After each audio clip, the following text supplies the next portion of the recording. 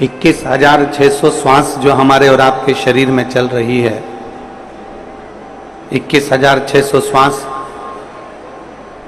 जो आपके और हमारे शरीर में नित्य चल रही है, ये 21,600 श्वास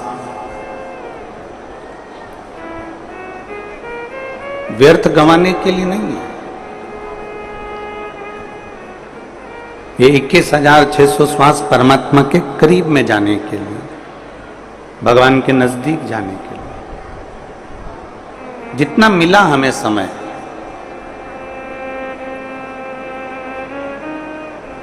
हम उस समय को व्यर्थ क्यों गंवाएं? हम अपने समय की कीमत को जाने, और हमारे समय की कीमत को जब हम जान गए तब हम परमात्मा के बिल्कुल नजदीक पहुंच जाएंगे। पहले एक अपनी बुद्धि में एक बात को बिठा लो,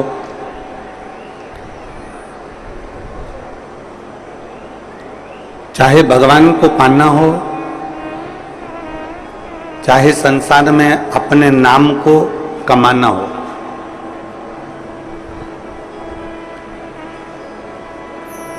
भगवान को पाना हो चाहे अपने नाम को कमाना हो, या अपने को उन्नति की सीढ़ी पर चढ़ना हो, इन सब में अपना कर्म प्रधान है।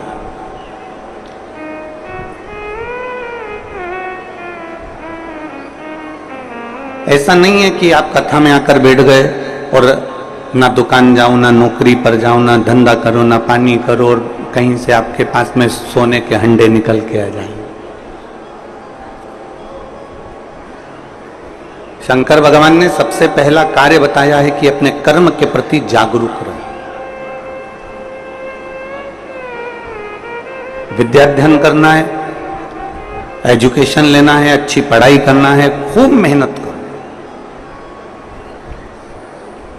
शिव महापुराण की कथा कहती है कि जितनी मेहनत एक कंपटीशन एग्जाम में पास होने के लिए तुम इतने सालों से कर रहे थे, शिव महापुराण की कथा सुनने के बाद कंपटीशन एग्जाम के लिए जितनी मेहनत तुमने अभी तक करी थी, शिव पुराण सुनने के बाद उस मेहनत को 4 गुना और बढ़ा दो।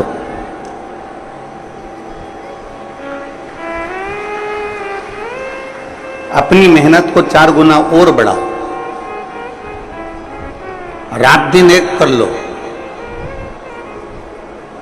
और फिर शिव जी के मंदिर में एक बेलपत्र पर शहद लगाकर भगवान शंकर को चढ़ाकर फिर अपने एग्जाम के लिए चले।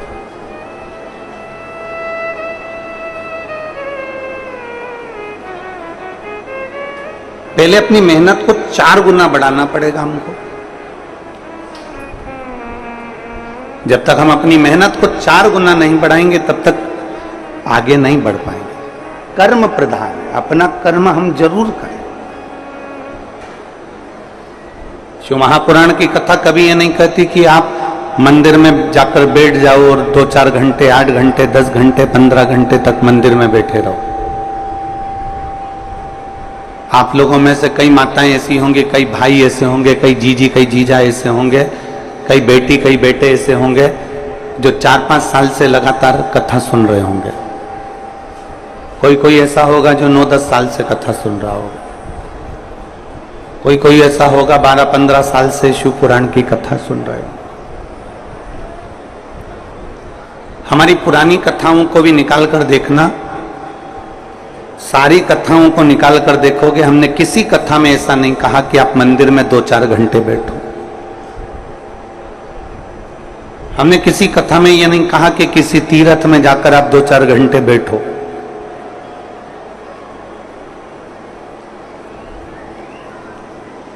हम इतना जरूर कहे हैं कि अपनी मेहनत, अपनी लगन पूरी रखो।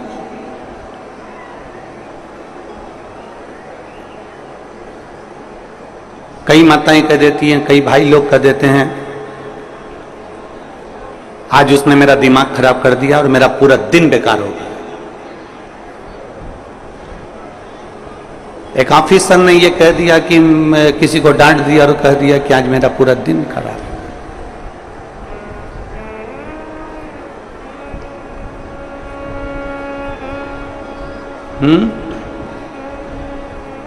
आवाज नहीं आ रही क्या?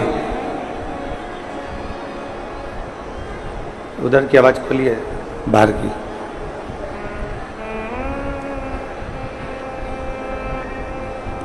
कोई कह देता है कि मेरा दिन पूरा खराब हो गया, कोई कह देता है मेरा समय पूरा बर्बाद हो गया। शिव पुराण कहती है, एक जरा सा किसी के कहने पर, एक जरा सा संबोधन या एक शब्द किसी के कहने के बाद में आपका पूरा दिन क्यों बेकार करता?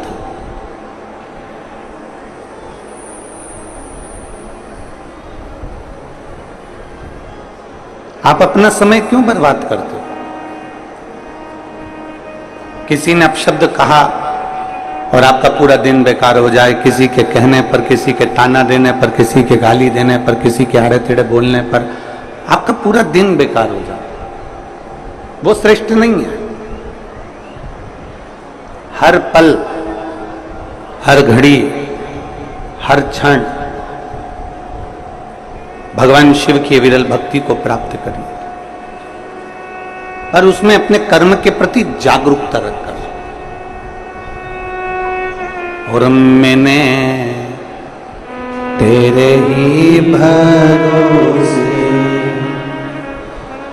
बाबा, तेरे ही भरोसे हवा बिच उड़ती जावांगी बाबा, डोर हत्तो छड़ी ना मैं कटी जावांगी। भोले मैं तेरी पतंग, शंभो मैं तेरी पतंग, हवा बिच उड़ती जावांगी बाबा, डोर हत्तो छड़ी ना मैं कटी जावांगी। कोई कह दे तुमसे कि उसके कहने पर मेरा पूरा दिन बेकार हो गया, उसके कहने पर मेरा पूरा समय बेकार हो गया, उसके कहने पर मेरा पूरा समय व्यर्थ चले गया, नहीं। एक बात आपसे पूछें, उत्तर दीजिएगा जरा। आपके पास में 86,400 रुपए हैं। कितने रुपए हैं? जम के बोलो जरा। 86,400 रुपए आपके पास में। अब 86,400 रुपए में से 10 रुपए किसी ने चुरा लिए।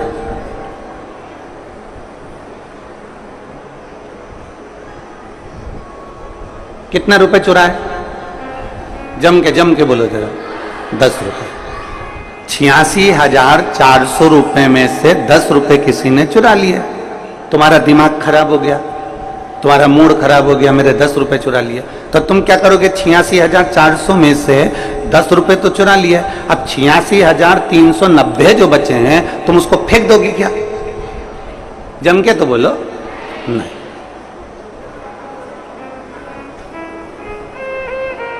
86,400 रुपए में से 10 रुपए कोई चुरा के ले गया तो तुम्हारा दिमाग खराब हो गया, मेरे 10 रुपए किसने ले लिया, मेरे 10 रुपए किसने ले लिया। और उसमें से अब तुम्हें गुस्सा आ गया तो तुम क्या 86,390 फेंक दोगे? नहीं फेंको। उसको तुम फेंकने वाले नहीं हो।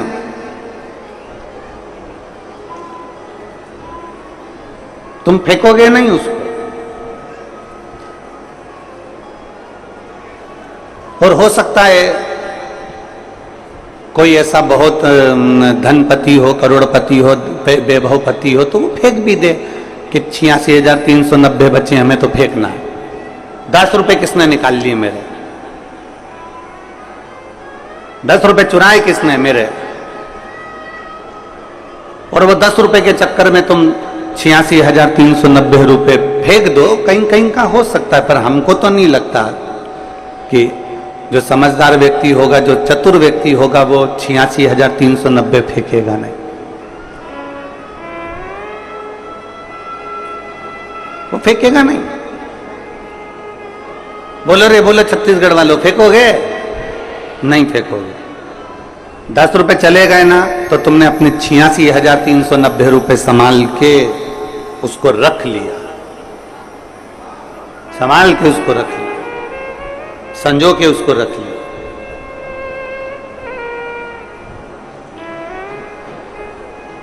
अब इतनी चतुरता छत्तीसगढ़ वालों आपको है, इतनी चतुरता पूरे भारतवासियों को, पूरे देशवासियों को, पूरे राष्ट्र में जितने बैठे हैं और देश विदेश में जितने कथा सुन रहे हैं उन सबको मालूम है कि 86,400 रुपये में से 10 रुपये कोई चुरा के ले गया तो 86,390 रुपये फेंके नहीं जा सकते। तो फिर पूरे एक दिन में, पूरे समय में हमें 86,400 सेकंड मिलते हैं। कितने सेकंड होते हैं? जम के बोलो। पूरे सेकंड होते हैं। 24 घंटे का अनुवाद लगाया जाए तो पूरे समय को मिला के हमें जो प्राप्त हुआ है वो 86,400 सेकंड हमें प्राप्त हुए। और 86,400 सेकंड में से 10 सेकंड अगर किसी ने अपना बेकार भी कर दिया तो निवेदन है बाकी के सेकंड को हमें बेकार नहीं होने देना है, बाकी का सेकंड हमें अपना बनाकर रखना। फिर क्यों कह देते हो कि उसने मेरा दिमाग खराब कर दिया, आज मेरा पूरा दिन बेकार हो गया? काहे को दिन बेकार हो गया? उसने 10 सेकंड बोला, उसने 1 मिनट बोला, उसने 15 मिनट बोला, वो 15 मिनट जाने तो बाकी का दिन तो अच्छा निकालो। वो 10-15 मिनट गए ना, जाने दो, बाकी का समय तो अच्छा निकालो।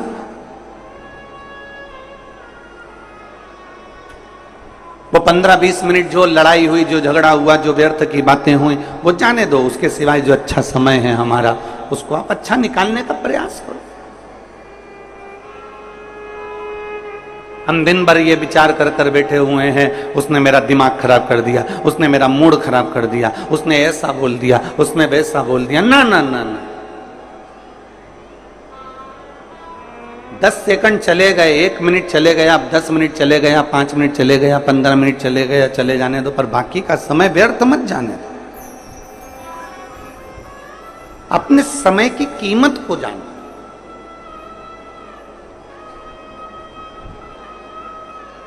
एक कितना सुंदर बात है, जरा देखिए, हर जगह पर कुछ ना कुछ प्रसिद्ध होता है। जब घर में बेटे की शादी होती है ना, तो बहुत बहुत चीजें सोची जाती है, कहां पर क्या क्या चीजें प्रसिद्ध है वो पता करा जाता है।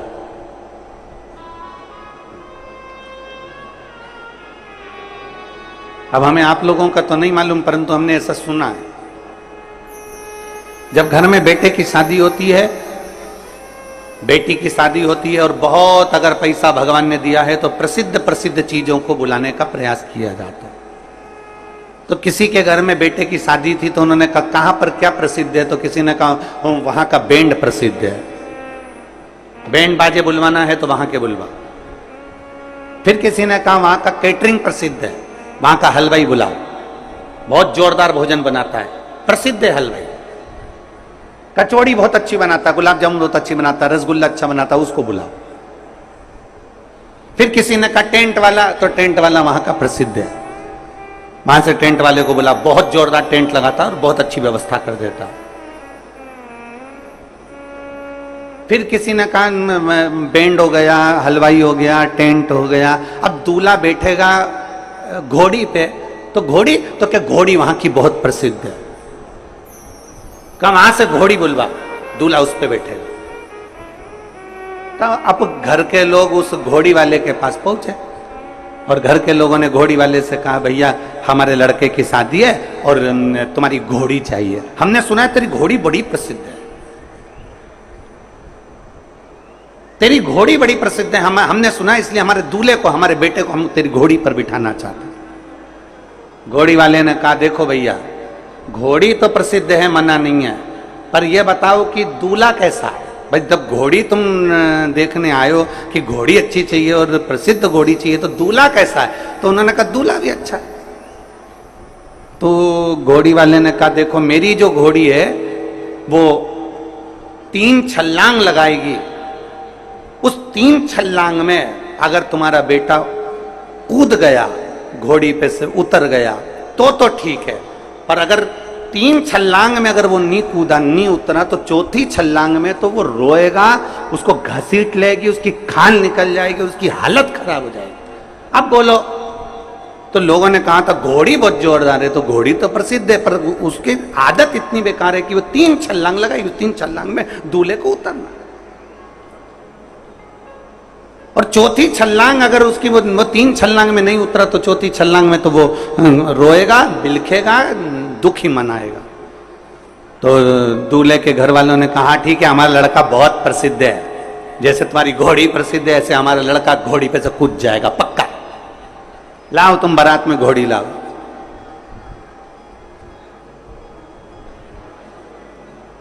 अब यहां घोड़ी की और दूल्हे की कथा नहीं है, ये कथा है आपकी और हमारी। इस संसार में आने के बाद परिवार में, नातों में, रिश्तों में, समय में ये जो हम बैठते हैं, ये बैठने पर 3 छलांग लगाने का समय आता है। बचपन में हम भगवान के चरणों में जाकर छलांग लगा लें, बन सके तो जवानी में भगवान के चरणों में छलांग लगा लें, जवानी में नहीं लगा पाए तो अधेड़ी में भगवान के चरणों में छलांग लगा लें, और अगर 3 बार हम छलांग नहीं लगा पाए तो बुढ़ापा हमारा बेकार हो।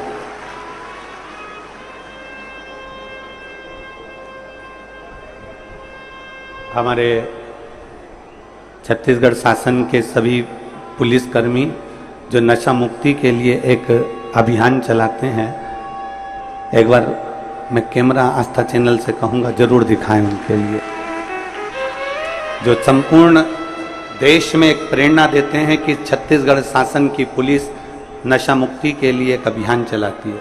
एक बार जोरदार ताली बजाएं सभी के लिए, संपूर्ण पुलिस प्रशासन के लिए। बहुत बहुत साधु, बहुत बहुत साधु।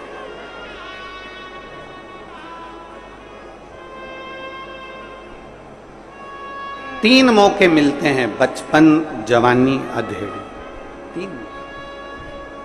और हमने बचपन खेल में खोया, जवानी नींद भर सोया, बचपन खेल में खोया, जवानी नींद भर सोया, बुढ़ापा देख कर रोया, सिराने मौत हंसती है, बुढ़ापा देख कर रोया, सिराने मौत हंसती है। बचपन गया ना, जाने दो, कोई दिक्कत की बात नहीं है, चले गया जाने दो। जवानी गई ना, जाने दो, कोई तकलीफ वाला विषय नहीं है। अधेड़ी गई ना, जाने दो, कोई बहुत बड़ी बात नहीं है। पर जो अवस्था अभी चल रही है,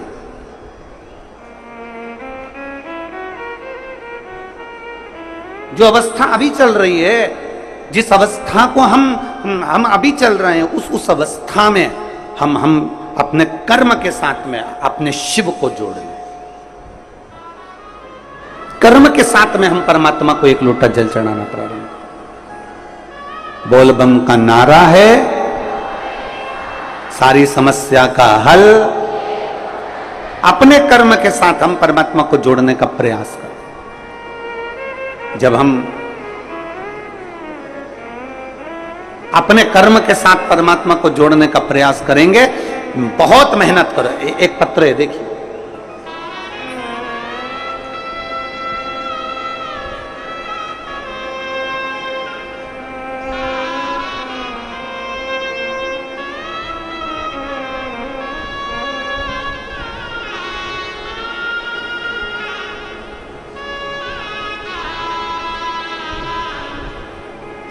मेरा नाम रमेश कुमार बुनकर है। मैं शांति नगर भिलाई का निवासी हूं। कहीं बैठे हो? रमेश कुमार बुनकर जी आप ही हैं? पधारो एक बेलपत्र लेने के लिए, आइए आइए। मेरा नाम रमेश बुनकर है, मैं शांति नगर भिलाई का निवासी हूं।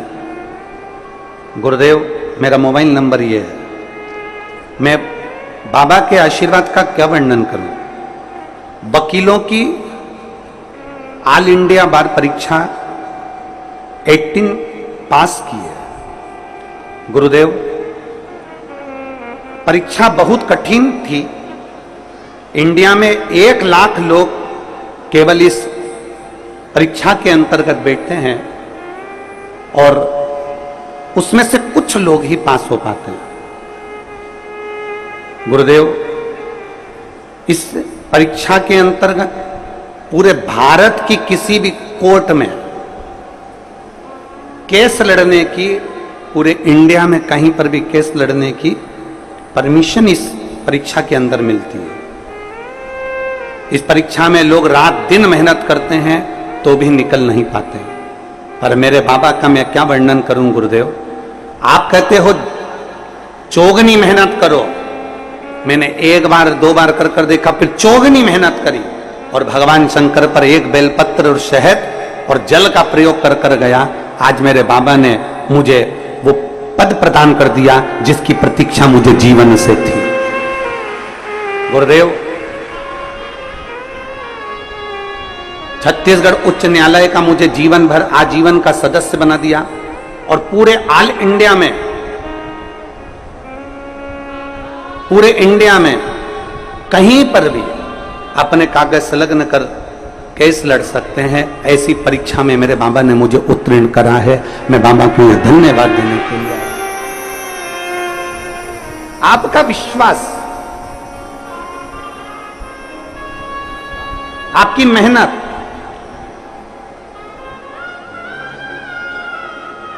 उन्होंने पत्र में लिखा, इस परीक्षा को देने एक बार नहीं कई बार इसका प्रयास किया गया और लाखों लाखों लोग इस परीक्षा को देते हैं तो कुछ फल मिल पाता। अपना कर्म तुमने किया। मैं धन्यवाद देता हूं वकील साहब को, आर के बुनकर जी को, कि आपने अपना मेहनत पूरी करी, आपने अपना कर्म पूरा करा और इतनी मेहनत आपने करी कि साथ में आपने ये विचार कर लिया कि आपने एक लाइन लिखी है कि सियोर वाला महाराज कहता है कि पहले मेहनत करो और मेहनत के साथ में बेलपत्री पर लगा जल, बेलपत्री पर लगी शहद और शिव जी को, नर्मदेश्वर को, भगवान शंकर को चढ़ाओ एक लोटा जल। मेहनत के साथ, आपका परिश्रम पहले, आपकी मेहनत पहले।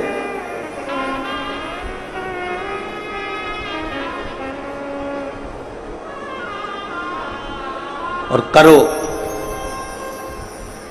कोई तुमसे कह दे कि यहां पर बैठ जाओ और यहां बैठने पर तुम्हें मेहनत नहीं करना पड़ेगी, कुछ नहीं करना पड़ेगा, ना हाथ हिलाना पड़ेगा, ना पांव हिलाना पड़ेगा, ना कुछ काम करना पड़ेगा और कोई तुम्हारे को देकर चले जाए, ना ना ना। आज का जमाना बड़ा विचित्र है जीजियों।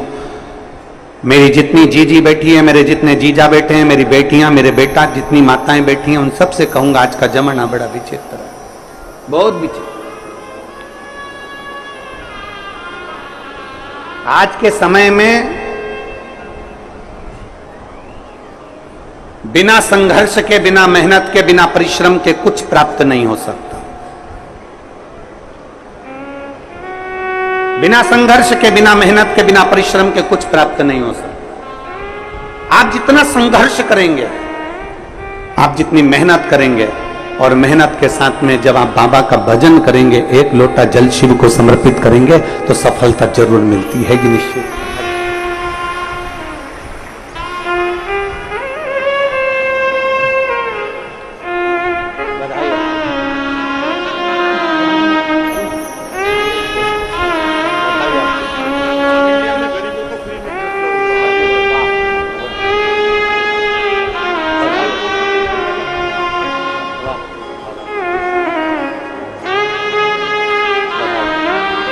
एक बार जोरदार ताली बजाकर बहुत बहुत बधाई, बहुत बहुत साथ।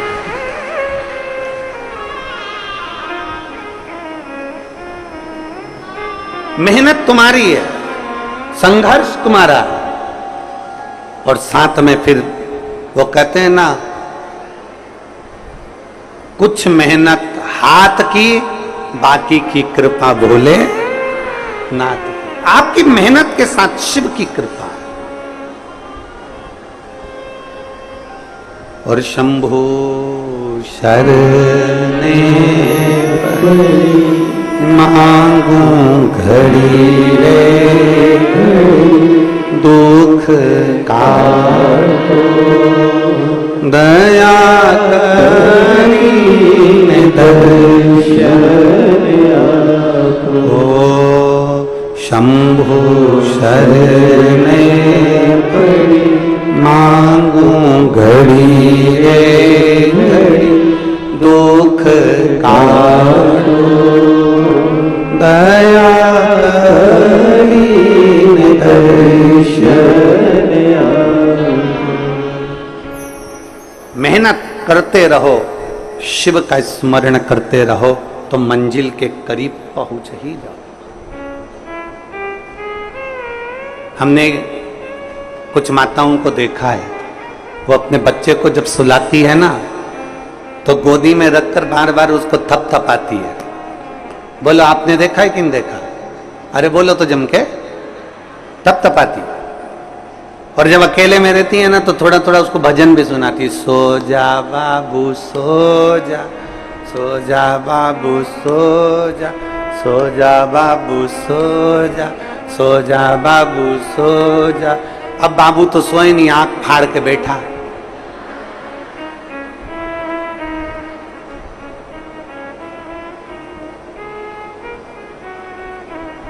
भले वो आंख खोल के बैठा है, माँ ने बोलना बंद करा है क्या? जम के बोलो जरा जल्दी से। नहीं, माँ ने फिर उसको पटका और पटक कर सो जा बाबू सो जा, सो जा बाबू सो जा, सो जा बाबू सो जा। इतनी देर में वो गोदी में से नीचे उतर के माँ जाके बैठ गया। ले फिर माँ ने पकड़ा उसको, फिर गोदी में लाई, फिर सो जा बाबू सो जा, सो जा बाबू सो जा। अब माँ एक शब्द पकड़ कर बैठी है, एक शब्द।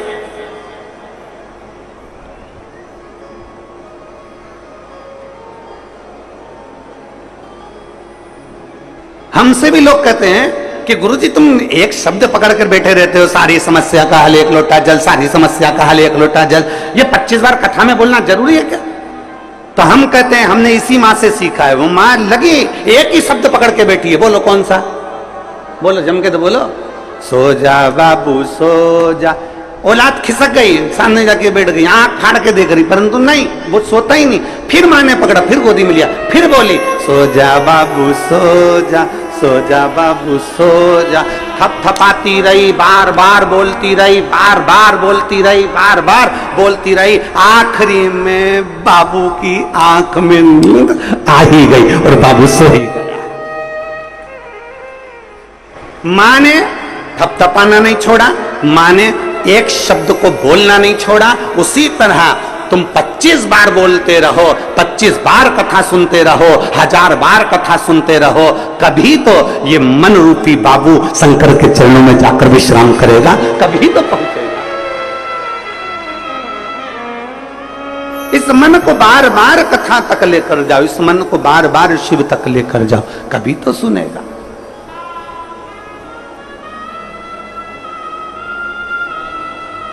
हम बेटियां बेटे एक परीक्षा देते हैं ना, उस परीक्षा में अभी अभी हमने देखा था राजस्थान में कोटा में बहुत सारे बच्चे एजुकेशन ग्रहण करने के लिए जाते हैं, कोचिंग करने के लिए जाते हैं। कई बच्चे गांव के, कई बच्चे अन्य जगह के, रायपुर में, भिलाई में, बड़े बड़े राजनांदगांव आदि का अधिक बड़े बड़े शहरों में लोग शिक्षा अध्ययन करने के लिए आते हैं। कोई राजस्थान पढ़ने जा रहा है, कोई दिल्ली पढ़ने जा रहा है, कोई पुणे पढ़ने जा रहा है, कोई रायपुर पढ़ने के लिए आ रहा है, कोई भिलाई पढ़ने के लिए आ रहा है। पढ़ते हैं, मेहनत करते हैं, और कई बार वो बच्चे उस कंपटीशन एग्जाम में नहीं निकल पाते तो वो सोचते हैं कि अब मेरी जिंदगी बेकार हो गई, मेरे मम्मी क्या कहेगी, मेरे पापा क्या कहेंगे। सीए का एग्जाम दे रही हूँ, इंजीनियर का एग्जाम दे रही हूँ, डॉक्टरी का एग्जाम दे रही हूँ, आईपीएस का एग्जाम दे रही हूँ, इसका एग्जाम दे रही हूँ,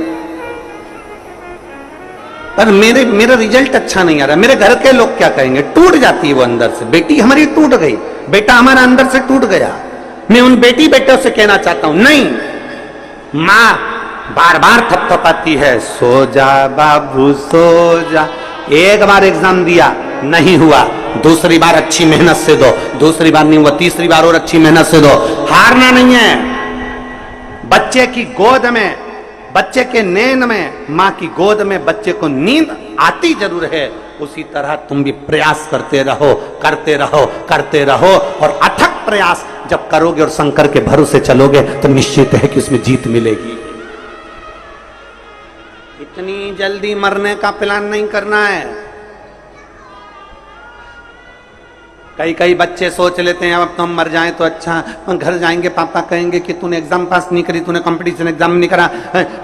कई कई केस कोटा में देखने को मिलते हैं, राजस्थान में देखने को कई मिले, कई कई क्षेत्रों में देखने को मिले कि बच्चे एजुकेशन करने के लिए जा रहे हैं, कोचिंग करने जा रहे हैं, और कोचिंग में अच्छे नंबर से नहीं आते तो प्राण कर देते, सुसाइड कर लेते। क्यों मरना?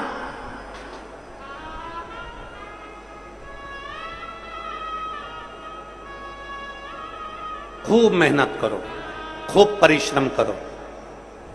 मेरे भोलेनाथ जी ने सबको परिश्रम से जोड़ा है।